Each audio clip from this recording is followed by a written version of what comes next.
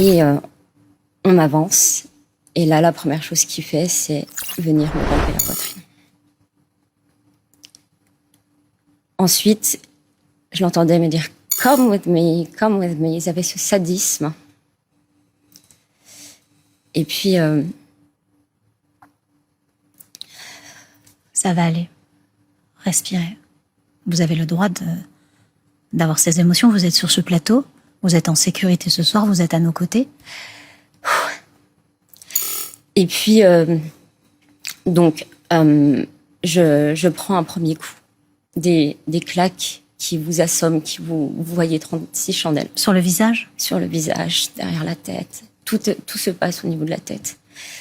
Et ce que j'ai fait, c'est que j'ai essayé de me décaler parce que quand il me disait « Come with me », bien évidemment, je n'étais pas consentante. Je ne voulais pas le suivre parce que je comprenais ce qui était en train de se passer. Et j'ai juste eu terriblement peur de me faire violer. Je me suis mise un peu plus sur le côté dos au conteneur. Et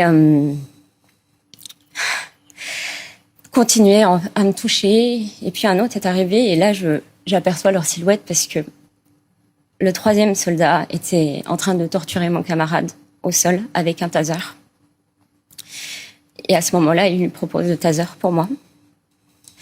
Et je disais non.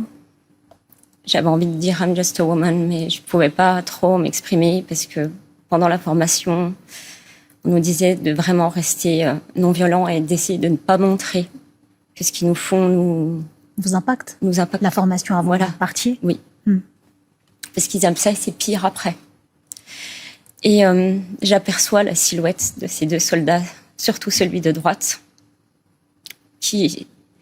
c'était deux hommes qui faisaient peut-être 3 fois ma taille, 6 fois mon poids. Je pouvais rien contre eux. J'aurais rien pu faire de toute façon. Et il a refusé le taser. Et là, je me dis, avec le recul, c'est parce que justement, il a vu ma petite taille. Et il m'a attrapée donc par les cheveux. Et il a commencé à me refrapper sur la tête pendant que l'autre me tirait la poitrine, le pantalon. Enfin. Et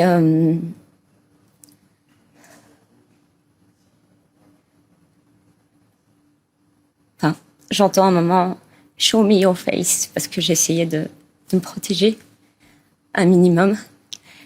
Et tout doucement, j'essayais de m'écarter comme je pouvais parce que j'étais sonnée. Et un des deux, celui qui était à ma gauche, à un moment ouvre la porte de ce conteneur. Je vois la lumière. Et ce que j'aperçois surtout sur le sol, parce que je ne lève pas la tête, c'est des taches de sang. Et j'avais peur de sortir. J'avais peur d'avancer parce que je m'imaginais qu'il y en avait encore plein d'autres qui m'attendaient derrière. Ouais, j'imagine. Et je me suis repris à nouveau une claque assourdissante. Je suis sortie du hangar et c'est un camarade qui avait navigué avec moi qui m'a reconnue et qui est venu à ma rencontre. J'ai tout de suite exprimé ce qui s'était passé. J'ai exprimé que j'avais eu terriblement peur de me faire violer, que j'avais vraiment cru qu'à ce moment-là, j'allais me faire violer. Et je suis restée en état de choc plus d'une journée et demie. Dans cette prison à ciel ouvert, on a été traités comme des animaux. On nous a dévêtus, on nous a retiré nos vêtements chauds. On avait 3 containers dans lesquels on était entassés pour dormir à même le sol, un sol qui était tantôt en métal et tantôt en bois qui s'effritait, donc il y avait plein d'échardes. Et je voyais, on entendait dans ce container, cette chambre noire, nos camarades un hurler parce qu'ils étaient en train de se faire fracasser.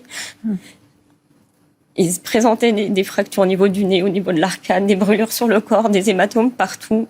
On a laissé 2 camarades à l'hôpital d'Istanbul. On voit sur les images, on le voit, de toute façon les preuves sont là.